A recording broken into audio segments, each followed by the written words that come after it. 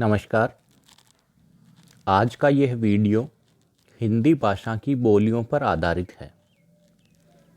इससे पहले के अलग अलग वीडियोस में हम बात कर चुके हैं कि हिंदी की पृष्ठभूमि क्या रही। भाषाई विकास की शुरुआत बहुरूपीय भाषा परिवार से मानी गई, जिससे आधुनिक भारतीय आर्य भाषाओं का विकास हुआ। 10वीं शताब्दी के आसपास अपभ्रंश के 7 अलग अलग प्रकार थे। उन 7 प्रकारों से आधुनिक भारतीय आर्य भाषाएं विकसित हुई। इन प्रकारों में कुछ प्रकार ऐसे थे जिनसे हिंदी की उपभाषाओं का विकास माना गया। अपभ्रंश के 4 प्रकार: शौर्षेनी, अर्धमागधी, मागधी और खस। इन 4 प्रकारों से हिंदी की 5 विभाषाओं पश्चिमी हिंदी, राजस्थानी, पूर्वी हिंदी, बिहारी और पहाड़ी भाषा का उद्भव हुआ। हिंदी की इन 5 विभाषाओं से कुल 17 बोलियां अस्तित्व में आई। बोलियों का मुख्य आधार भौगोलिक क्षेत्र रहा। मुख्य रूप से एक जनपद, मंडल या कुछ जिलों के समूह में ये बोलियां बोली जाती थी। हिंदी भाषा के संदर्भ में कुल 17 बोलियां मुख्य हैं। तो आज के इस वीडियो में हम हिंदी की बोलियों के बारे में चर्चा करेंगे।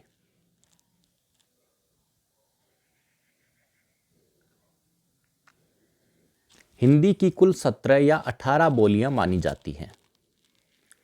अलग अलग भाषाविद 17 या 18 बोलियों को मान्यता देते हैं, क्योंकि नेपाली भी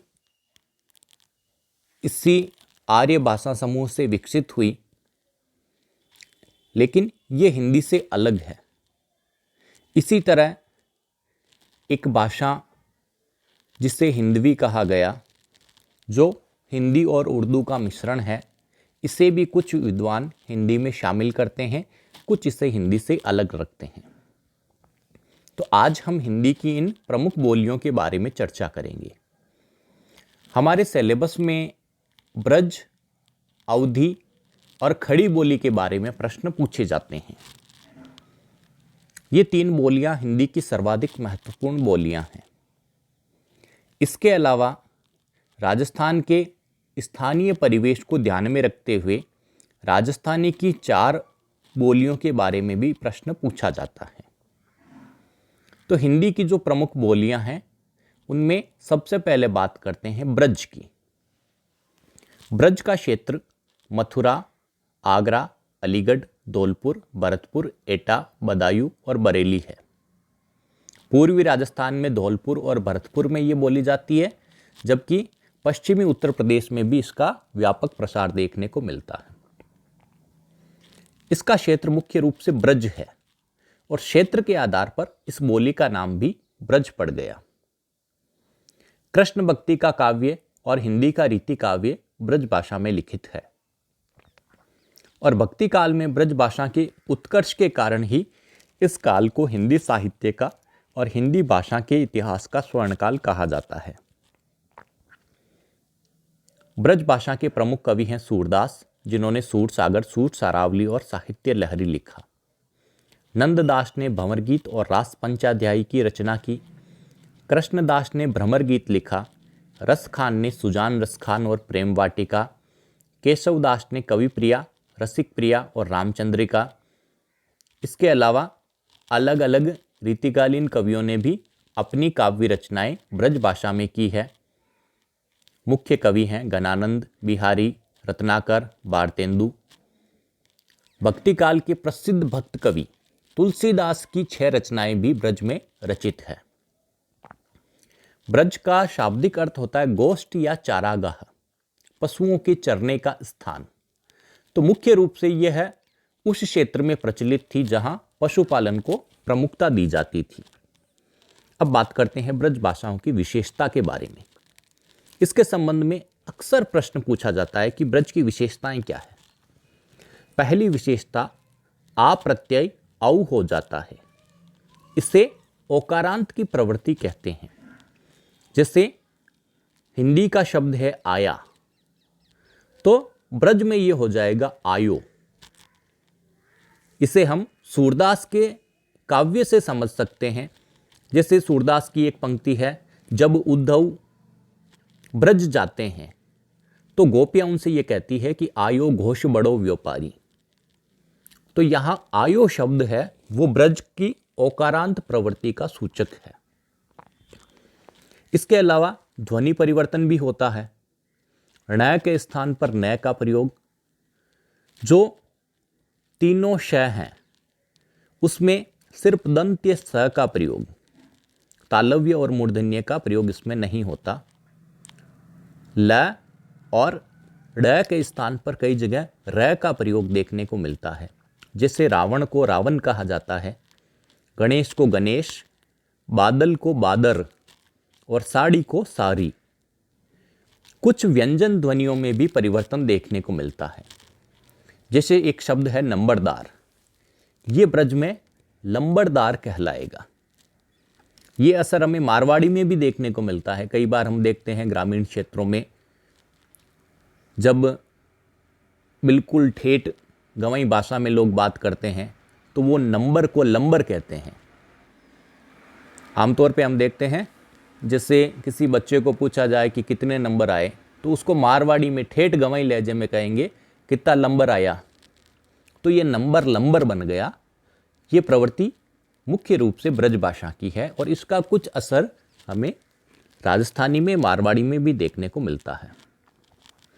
हिंदी की बोलियों में सबसे अधिक और सबसे श्रेष्ठ साहित्य ब्रज भाषा का ही मिलता है। हिंदी गद्य की प्रथम रचना 16वीं शताब्दी में ब्रज भाषा में की गई। ब्रज भाषा की एक सबसे प्रमुख विशेषता है पद लालित्य, संगीतात्मकता, नाद सौंदर्य और माधुर्य। इसमें श्रृंगार, भक्ति और शांत रस की खूब सारी रचनाएं लिखी गई और भक्ति काल और रीतिकाल की ये प्रमुख भाषा बन गई। ब्रज भाषा को अंतर्वेदी भी कहते हैं। तो ये है ब्रज की मुख्य विशेषताएं। इसके बाद में हम बात करते हैं खड़ी बोली, जिसका दूसरा नाम है कौरवी, क्योंकि ये कुरुक्षेत्र में बोली जाती थी मुख्य रूप से। इसका क्षेत्र दिल्ली और उसके आसपास के गंवई क्षेत्र हैं। बिजनौर, सहारनपुर, मेरठ, रामपुर, मुरादाबाद, मुजफ्फरनगर, अंबाला, दिल्ली, बुलंदशहर। यह खड़ी बोली आधुनिक हिंदी के साथ साथ उर्दू का भी मूल आधार है। एक समय था 15वीं, 16वीं, 17वीं शताब्दी, जब हिंदी में ब्रज को सबसे अधिक प्रमुखता प्राप्त थी। लेकिन आधुनिक युग की शुरुआत के साथ ही ब्रज का प्रभाव धीरे धीरे कम होने लगा और ब्रज के स्थान पर खड़ी बोली का महत्व बढ़ने लगा। खड़ी बोली का व्याकरण सम्मत रूप हमें आज परिनिष्ठित हिंदी के रूप में देखने को मिलता है, जो हमारी पत्र पत्रिकाओं के साथ शिक्षा का माध्यम भी है। खड़ी बोली के दो रूप हैं। पहला रूप है जन भाषा, गंवई भाषा के रूप में, जो मुख्य रूप से बिजनौर, मेरठ और दिल्ली के आसपास में बोली जाती है। दूसरा रूप साहित्यिक। यह रूप कबीर से आधुनिक साहित्य तक प्रचलित रहा। साहित्य की दृष्टि से भी इसके दो रूप हैं, हिंदी और उर्दू। हिंदी की लिपि देवनागरी है और उर्दू की लिपि फारसी। अब ये एक ध्यान देने योग्य बात है कि हिंदी और उर्दू दो अलग अलग भाषाएं हैं, लेकिन दोनों ही भाषाओं का उद्भव और विकास खड़ी बोली पर आश्रित रहा। खड़ी बोली का जो व्याकरण सम्मत रूप है, जो शुद्ध रूप, जो परिष्कृत रूप है, वह राजभाषा, राष्ट्रभाषा और संपर्क भाषा के रूप में प्रतिष्ठित है। खड़ी नाम का सबसे पहले प्रयोग लल्लू लाल जी ने सन 1803 में अपने ग्रंथ प्रेम सागर की भूमिका में किया। राहुल सांकृत्यायन और भोलानाथ तिवारी ने इसे कौरवी नाम दिया। डॉक्टर ग्रियर्सन ने इसे वर्नाक्यूलर हिंदुस्तानी कहा और जॉन गिलक्रिस्ट ने इसे टकसाली भाषा कहा।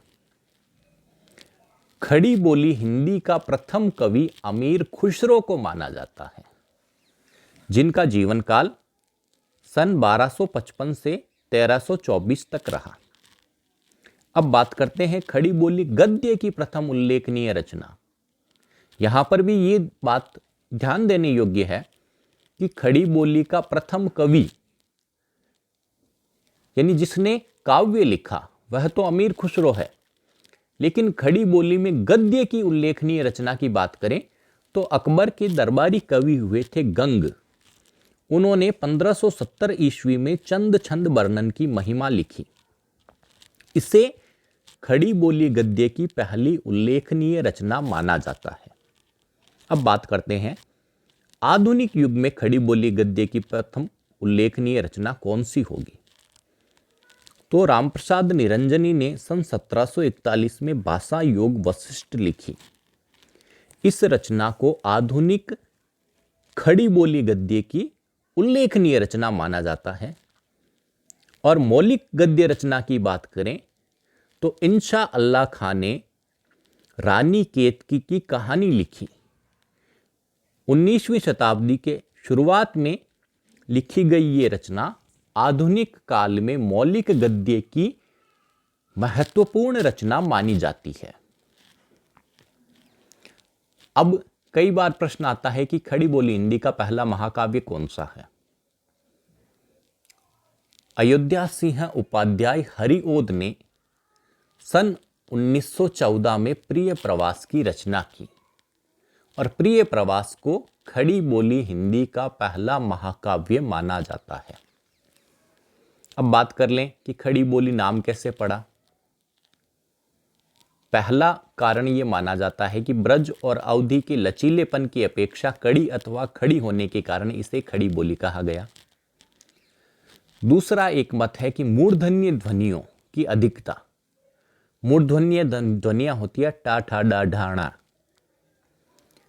इन ध्वनियों की अधिकता और उनके खड़ेपन यानी ब्लंटनेस के कारण इसे खड़ी बोली कहा गया।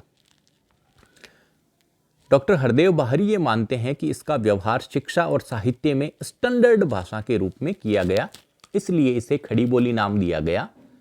डॉक्टर चंद्रबली पांडे के अनुसार खड़ी शब्द का अर्थ है प्राकृत या ठेठ, यानी जो भाषा प्राकृत से मिलती जुलती थी, जो भाषा गांवों में बोली जाती थी, वो खड़ी बोली थी। इसके अलावा खरी का मतलब शुद्ध भी होता है और उसमें एक अक्खड़पन भी होता है, तो इसी शुद्ध गंवारू अक्खड़ भाषा को खड़ी बोली कहा गया। अलग अलग कारणों से साहित्य और राजनीतिक प्रतिष्ठा प्राप्त करने के कारण खड़ी बोली हिंदी की मानक भाषा के रूप में स्थापित हो गई। इस बात को समझना बहुत जरूरी है कि आज हिंदी क्या है। आज जिस हिंदी का प्रयोग हम पढ़ने लिखने में करते हैं, जिस हिंदी का प्रयोग पत्र पत्रिकाओं में किया जाता है, जिसका प्रयोग राजकीय कार्यों में किया जाता है, वह हिंदी मुख्य रूप से खड़ी बोली ही है। लेकिन खड़ी बोली में जो अनियमितता थी, उस अनियमितता को व्याकरण के माध्यम से सुधारा गया। तो खड़ी बोली का व्याकरण सम्मत रूप ही आज हिंदी के रूप में प्रचलित है। खड़ी बोली की अलग अलग उपबोलियां और शैलियां भी है, जैसे बिजनौरी, करखंदारी और पहाड़ ताली। खड़ी बोली की विशेषताओं के बारे में बात करें तो पहली विशेषता है आकारांत प्रवृत्ति। भूतकालीन क्रिया में आ ध्वनि आएगी, जैसे आया, गया, खाया।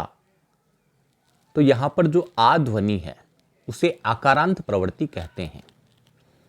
संयुक्त स्वर ऐ और आउ का उच्चारण मूल स्वर ए और ओ की भांति होता है। जैसे शब्द है और, खड़ी बोली में मुख्य रूप से जब इसका उच्चारण होगा तो इसे कहेंगे और। इसी तरह पैर, पैर को कहते हैं पेर। तो जहां पर आई की ध्वनि होती है वहां उसे लघु ए में बदल देते हैं। स्वर लोप की प्रवृत्ति भी खड़ी बोली की एक विशेषता है। जैसे खड़ी बोली का जो क्षेत्र दिल्ली के आसपास है, पश्चिमी उत्तर प्रदेश में है, वहां पर कई शब्दों में स्वर का लोप कर दिया जाता है, जिससे जैसे अंगूठा को शुद्ध खड़ी बोली में कहेंगे गुट्ठा, मिठाई को मठाई। न के स्थान पर ण और द्वित्व ध्वनियों की प्रधानता खड़ी बोली का एक मुख्य विशेषता है। यह विशेषता ब्रज भाषा के बिल्कुल उलट है। जैसे ब्रज में तो ण को न कहते हैं, रावण को कहेंगे रावण, लेकिन खड़ी बोली में कई जगह न की ध्वनि ण बन जाती है। जैसे लेन देन, खड़ी बोली में इसका उच्चारण होगा लेन देन। इसी तरह द्वित्व यानी एक ही ध्वनि दो बार आना, जैसे जाता हूं, खड़ी बोली में यह कहलाएगा जाता हूं। तो यह द्वित्व की विशेषता खड़ी बोली की एक प्रमुख विशेषता है। ड़ और ढ के स्थान पर ड और ढ का उच्चारण होता है। जैसे हिंदी का शब्द है गाड़ी, तो यह है गाड़ी, खड़ी बोली में कहलाएगा गाड़ी। इसके अलावा पूर्वकालिक क्रिया में कर की अपेक्षा के का प्रयोग होता है। जैसे जाकर, मैं वहां जाकर यह काम करूंगा, तो यह जाकर खड़ी बोली में बन गया जाके, मैं जाके काम करूंगा।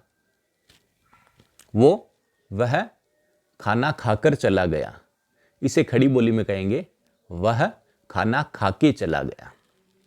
तो पूर्वकालिक क्रिया में कर के अपेक्षा के का प्रयोग होता है।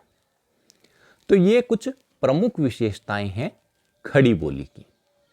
इसके अलावा हिंदी की अन्य बोलियों के बारे में हम अगले वीडियो में चर्चा करेंगे।